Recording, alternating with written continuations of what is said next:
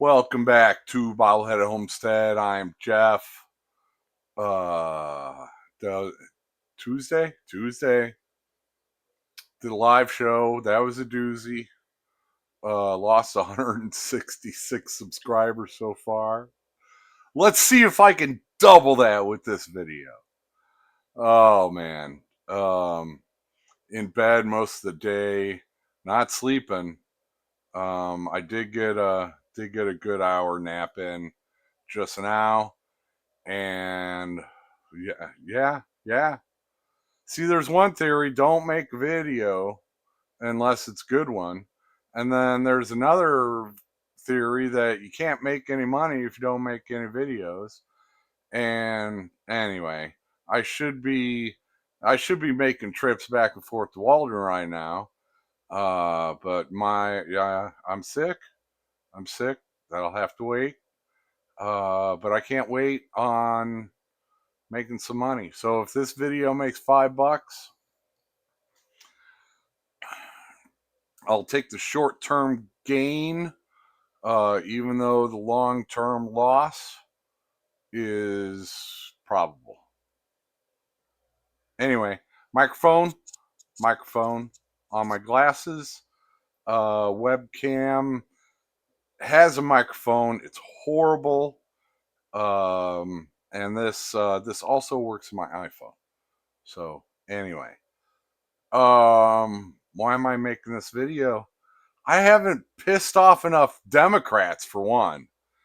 And if I'm going to go doing an hour rant on politics, there's some stuff that I want to cover. I want it out there in the world.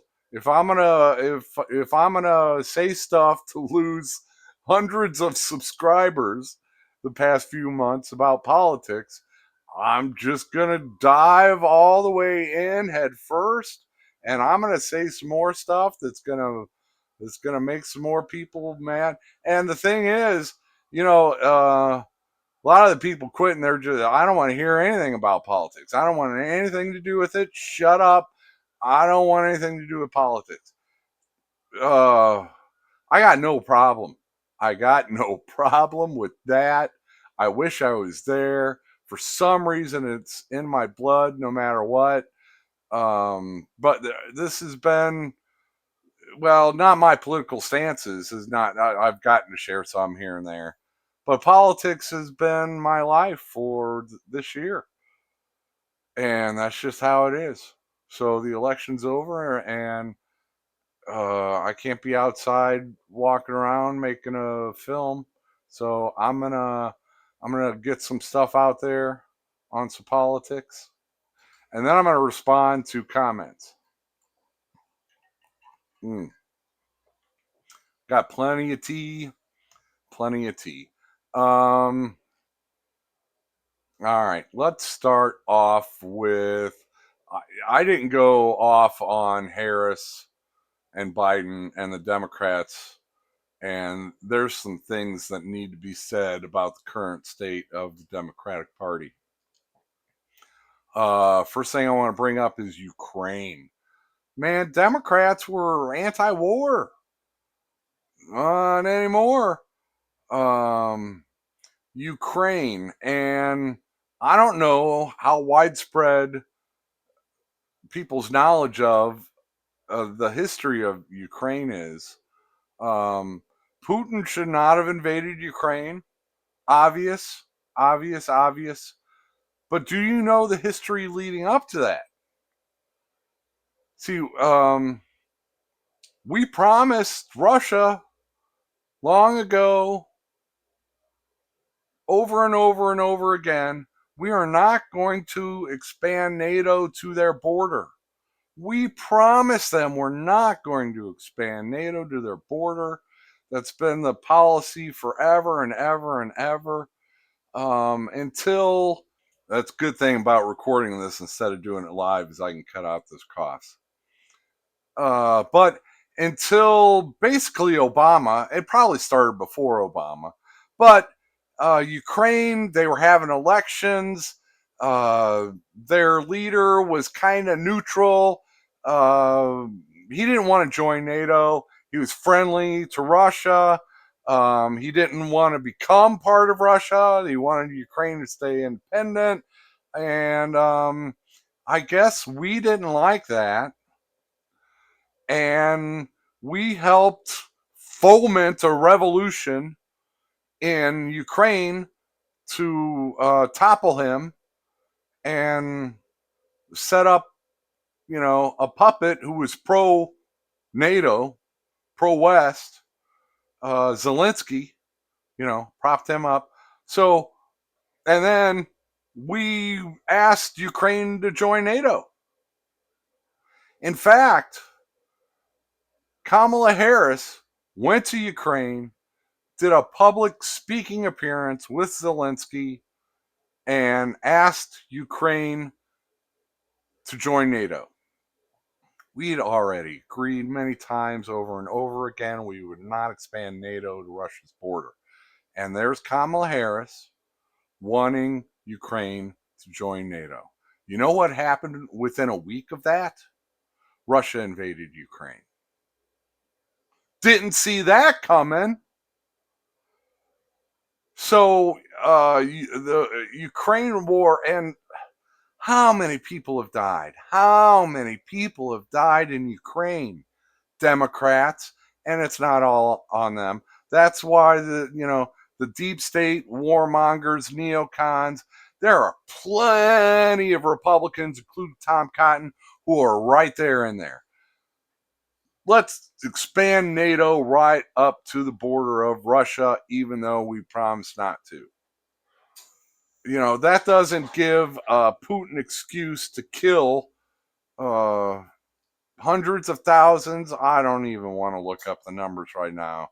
Needless human beings are dead because of leadership evil.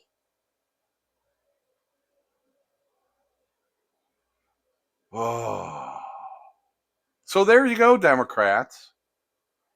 There's one reason not to vote for you, and that's a good reason for some of you diehard vote blue no matter who Democrats to start rethinking that. I'm not saying you got to become a Republican, but more and more people are becoming independents, and you're putting us on the brink of an all-out war with Russia, and I don't see the benefit of Ukraine being in NATO other than we're poking the bear.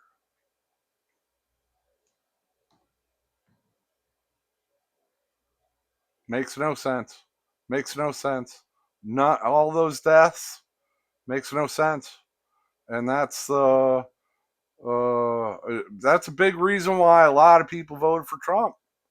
They they don't want our money going over there. Tom Cotton does. He loves.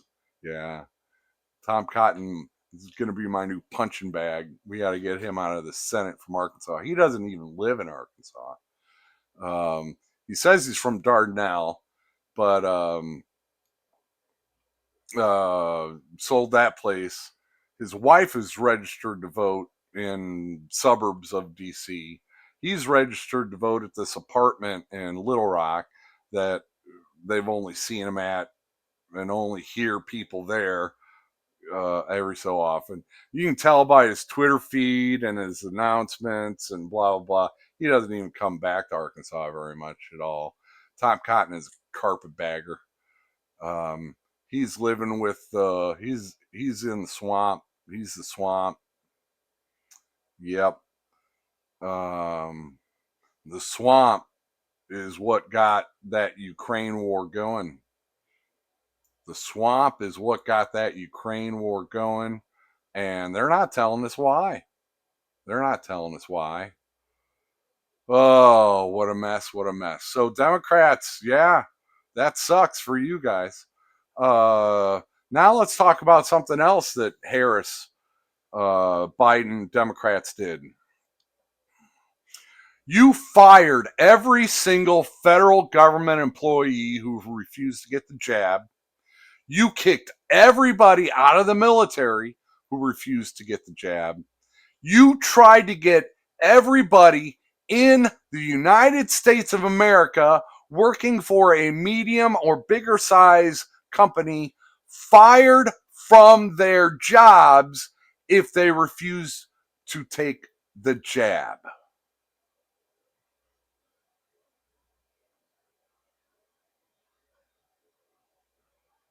But no, man. No, man. That's authoritarian BS. That is not America. So, yeah, yeah. Pro war with Russia, pro controlling the American populace, forcing them to take it's not even a vaccine. It yeah, and here we go. Here we go. I'm talking about it right now. If I said the just slightly the wrong thing, probably that right there, it might still get me kicked off. The Democrats shut down free speech surrounding the jab. One of the first people they went after was Kennedy.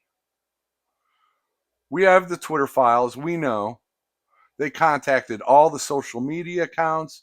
They wanted control of our speech.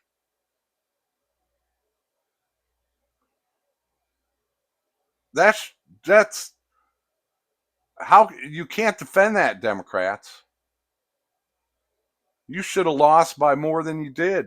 And Trump is horrible. That yeah. See now, what is it? Nevada, state of Nevada always has NOTA on their ballot. None of the above. I don't think they can do that for federal elections. We should do it for federal elections.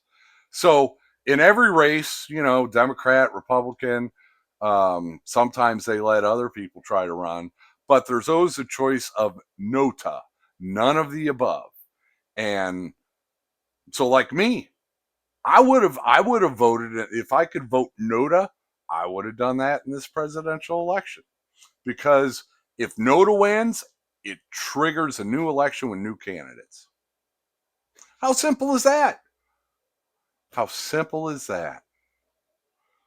And it's that's nothing new. Um, the Libertarian Party in their internal elections at the state and national level, they use NOTA in every race. Um,